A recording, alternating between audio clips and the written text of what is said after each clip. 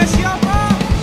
Namanya Yesus yang terbaik. Sama-sama tangan depan kita ke kanan dulu. 1, 2, 3, go!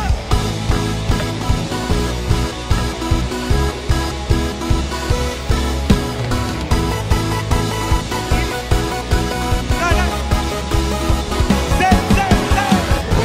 Bersorak, bertepuk tangan. Dialah yang terkuat, dialah yang terhebat. Bernyanyi, bersuka Karena siapa? karena Yesus yang terbaik. Bersorak. Bersorak, bertepuk tangan. Dialah yang terkuat, Dialah yang terhebat. bersuka Karena siapa? karena Yesus dialah yang terbaik. Let's give big shower Jesus. Terima kasih Tuhan, terima kasih. Sebentar lagi kami akan melanjutkan acara kami, berkarya atas kehidupan kami Tuhan. Di dalam nama Yesus, semua yang percaya sama-sama kita katakan. Amin.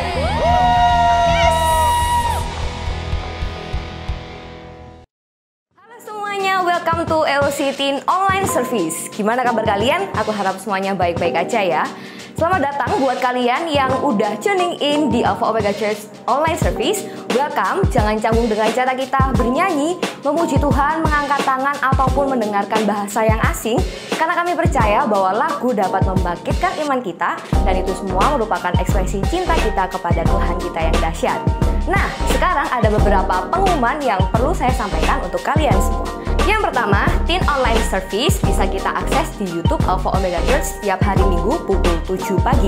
Jadi, Teen Online Service bisa diakses di YouTube Alpha Omega Church setiap Minggu jam 7 pagi. Dan yang kedua, buat teman-teman yang rindu untuk memberikan persembahan, teman-teman bisa memberikan melalui rekening yang ada di bawah ini.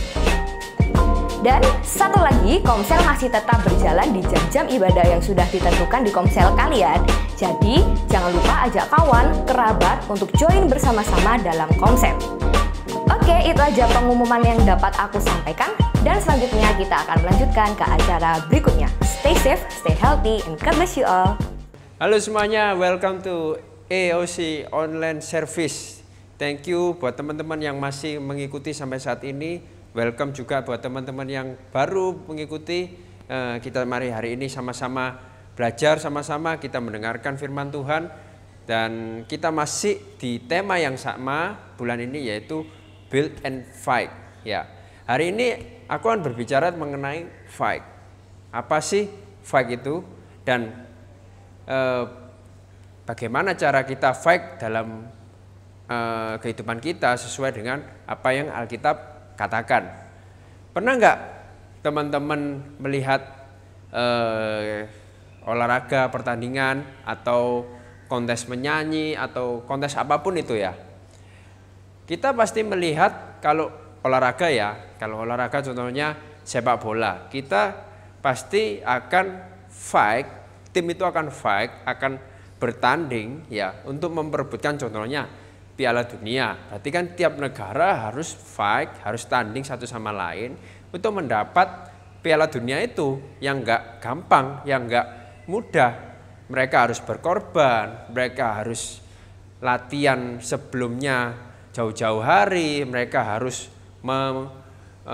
menghilangkan liburannya untuk ikut dengan timnya untuk supaya bisa juara. Nah, hal-hal itu yang akan kita pelajari, yang akan kita sama-sama lihat di Alkitab. Apa sih yang Alkitab ajarkan tentang bertanding ini ya, tentang fight ini ya. Oke, ayatnya hari ini ada di 1 Timotius 6 ayat 12. Kita baca sama-sama yuk.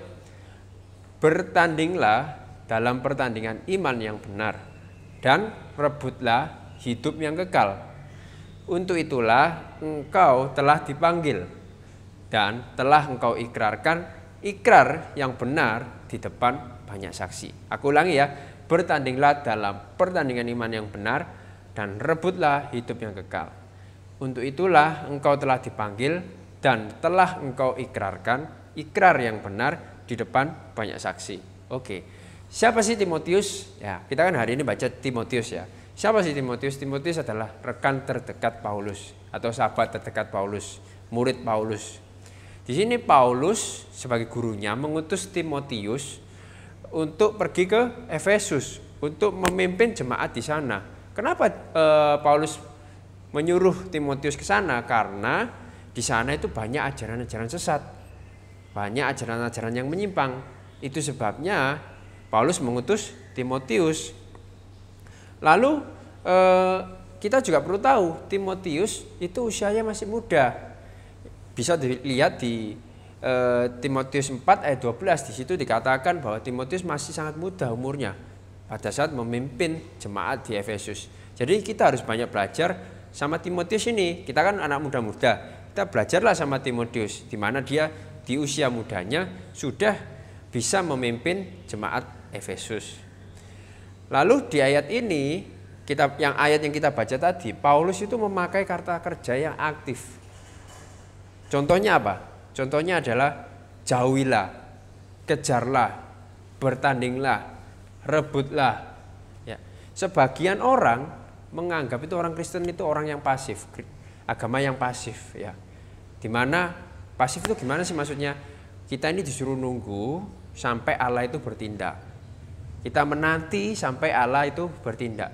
Tapi Paulus di sini ngajarin kita, sebaliknya kita harus memiliki iman yang aktif, berlatih, bekerja keras, berkorban, dan melakukan apa yang kita ketahui itu benar. Dalam olahraga pun sama, dibutuhkan pengorbanan, dibutuhkan disiplin dan ketaatan.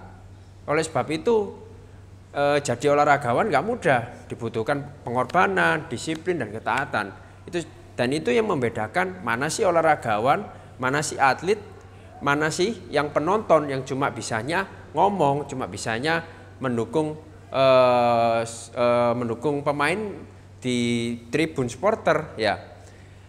Kata bertanding di sini dalam bahasa aslinya dipakai kata agonisomai, yang artinya perumpamaan itu tentang bersaing, berjuang dengan kesulitan dan bahaya yang bertentangan dengan Injil. Aku ulangi ya, perumpamaan untuk bersaing, berjuang dengan kesulitan dan bahaya yang bertentangan dengan Injil. Ayat sebelumnya Paulus kan banyak menyinggung ya tentang pengajaran tidak sehat, ajaran-ajaran sesat. Contohnya apa? Seperti kecintaan terhadap uang, manusia menjadi hambanya uang. Nah, di sini Timotius sebagai muridnya Paulus mengingatkan supaya jangan sampai melupakan ajaran yang sehat, firman Tuhan yang apa? Yang menghasilkan kehidupan kekal. Oke, tagline hari ini kita ucapkan sama-sama ya. 1, 2, 3. In Christ we find purpose for the pain, strength for the struggle, and faith for the fight. Kita ulangi ya. In Christ we find purpose for the pain, strength for the struggle, faith for the fight. Lalu apa relevansinya buat kehidupan kita? Yang pertama, bertandinglah dengan iman. Bertanding dengan iman. Ibrani 11 ayat 1 dikatakan iman adalah dasar dari segala sesuatu yang kita harapkan dan bukti dari segala sesuatu yang tidak kita lihat. Apa maksudnya bertanding dengan iman? Maksudnya adalah bertanding dengan optimis. Ya, aku ulangi, bertanding dengan optimis. Ya, seringkali kita kalau bertanding menghadapi sesuatu, kita ini sudah pesimis duluan, ya kan? Tapi di sini ayat ini berkata untuk kita harus bertanding dengan iman, bertanding dengan optimis. Mungkin ya kita dengar optimis itu nggak ada di Alkitab. Kita sering dengarnya ya di bahasa setiap hari-hari kita ya. Tetapi memiliki iman yang benar itu berarti memiliki rasa optimis dalam menghadapi sesuatu. Kok bisa? Ya, kok bisa? Karena apa? Ketika kita sedang bertanding menghadapi lawan yang berat, kita sadar kita ini nggak sendirian. Kita punya Tuhan yang berperang bagi kita. Nah, itulah yang membuat kita ini optimis ya. Contohnya siapa di Alkitab? Contohnya Daud dan Goliat. Ya, cerita Daud dan Goliat. Secara logika ya teman-teman, Daud versus Goliat ya. Kalau diceritakan di Alkitab itu kan jelas ya. Daud itu kecil, perawakannya masih muda ya. Sedangkan Goliat itu badannya besar, tingginya sangat tinggi dan memang dia basicnya itu kan tentara, orang yang biasa berperang ya. Sedangkan Daud cuma penggembala ya. Tetapi apa yang terjadi? Daud kan yang menang ya. Daud yang mengalahkan Goliat. Apa yang kita bisa pelajari? Daud di sini bertanding dengan iman yang benar. Dia yakin Tuhannya lebih besar dari Goliat. Amin. Ya, dia yakin Tuhannya itu lebih besar dari Goliat. Balik lagi di ayat Ibrani tadi. Dasar dari segala sesuatu yang kita harapkan, ya, dasar dari segala sesuatu yang kita harapkan. Kita kan pasti mengharapkan sesuatu itu yang baik. Ya pasti kan kita pengen menang kan. Ya dasarnya itu kan pengen menang. Yang kita harapkan itu pengen menang. Lalu apa? Lalu ayat berikutnya. Bukti yang tidak kita lihat itu apa? Pekerjaan tangan Tuhan. Ya kita kan gak bisa lihat pekerjaan tangan Tuhan. Tetapi Tuhan selalu berperang bagi kita. Itu yang kita perlu tahu. Bertanding dengan iman. So in Christ we find purpose for the pain, strength for the struggle, and faith for the fight. Ya. Lalu yang kedua, carilah kekekalan bukan kesia-siaan. Carilah kekekalan bukan kesia-siaan. 1 Korintus 9 ayat 26. Sebab itu aku tidak berlari tanpa tujuan, dan aku bukan petinju yang sembarangan saja memukul. Teman-teman pernah nggak lihat lomba lari lah ya, lomba lari yang atlet larinya ini nggak tahu finishnya di mana? Atau teman-teman pernah lihat balapan mobil ya, atau F1 ya, MotoGP lah. Pembalapnya ini balapan tapi nggak tahu finishnya. Ya kan nggak mungkin ya. Pasti pembalap ini tahu finish startnya di mana, finishnya di mana. Ya, pembalap F1 pun juga tahu startnya di mana, finishnya di mana. Ya, sama halnya dengan kehidupan ini, kita pasti semuanya ini punya tujuan hidup. Pasti kan? Saya sendiri punya tujuan hidup, teman-teman di rumah juga punya tujuan hidup kan? Apa tujuan hidup kita? Berbeda-beda kan? Ada yang kekayaan, pengen kaya ya. Ada yang pinter, pengen nomor ranking 1 di kelas, nilainya paling bagus. Ada yang keliling dunia, pengen memutari dunia, pengen ke negara ini, negara itu ya. Tetapi apa yang perlu kita tahu? Kalau katanya kita pengkhotbah, semua itu sia-sia. Kenapa begitu? Karena sifatnya itu sementara, nggak kekal. Kok bisa? Loh iya kan? Kalau kaya ya, uang kita yang kita kumpulkan sebanyak-banyaknya ya cuma untuk hidup di dunia kan. Masa kita bawa nanti ketika di liang kubur kan? Yang enggak ya kan. Tetapi apa yang sifatnya kekal? Paulus menjawab di ayat sebelumnya. Tetapi engkau, hai manusia Allah, jauhilah semuanya itu. Ya, semuanya itu apa? Yang sia-sia tadi. Ya. Lanjutnya, kejarlah apa? Keadilan, ibadah, kesetiaan, kasih, kesabaran, dan kelemah lembutan. Aku ulangi ya. Tetapi engkau hai manusia Allah, jauhilah semuanya itu. Kejarlah keadilan, ibadah, kesetiaan, kasih, kesabaran, dan kelembutan. Aku ulangi tagline-nya ya.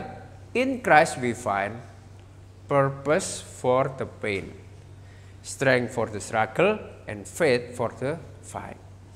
Lalu terakhir, apa sih aplikasinya buat kehidupan kita? 3 hal. Yang pertama adalah latihan jasmani dan rohani. Yang dipersiapkan seorang atlet kalau mau bertanding itu pastinya kan latihan jasmani ya, kondisi fisik yang baik ya untuk pertandingan tersebut. Hanya dengan caranya gimana? Latihan, dan latihan ya, nggak ada cara lain ya. Latihan, dan latihan. Mereka atlet-atlet ini mempersiapkan dengan baik kondisi fisiknya sebelum bertanding. Nggak ada atlet ya, contohnya kalian lihat ya, atlet UFC ya mau tanding 3 bulan ke depan, nggak mungkin dia sekarang ini tidur-tiduran, liburan, ya pastinya dia dari sekarang dia sudah berlatih ya untuk persiapan 3 bulan ke depan untuk bertandingnya. Namun ada hal penting lagi selain fisik, yaitu latihlah kerohanian kita. Kenapa?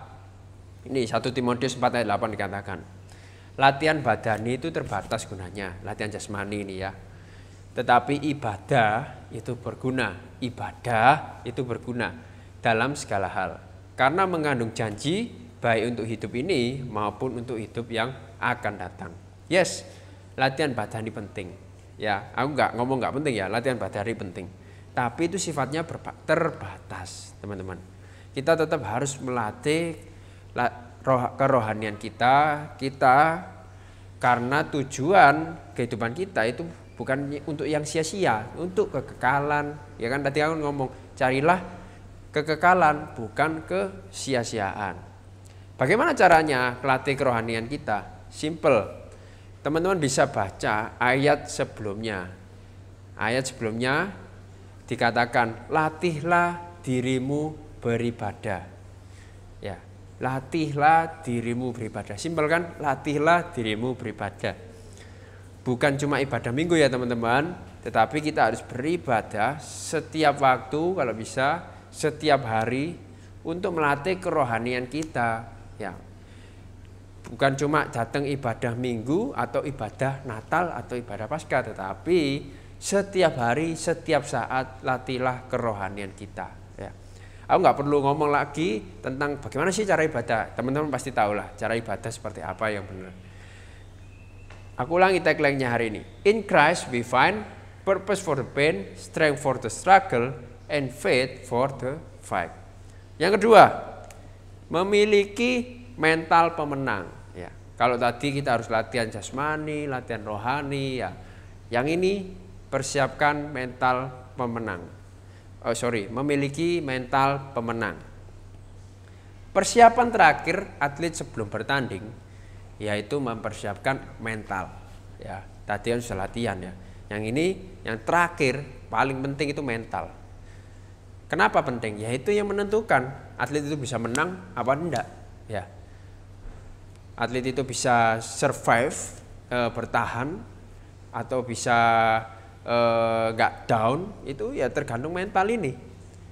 Itu sebabnya kalau kita nonton ya UFC, ya sepak bola, ya apapun olahraganya, pasti di awal sebelum tanding itu ada jumpa pers ya, press conference ya.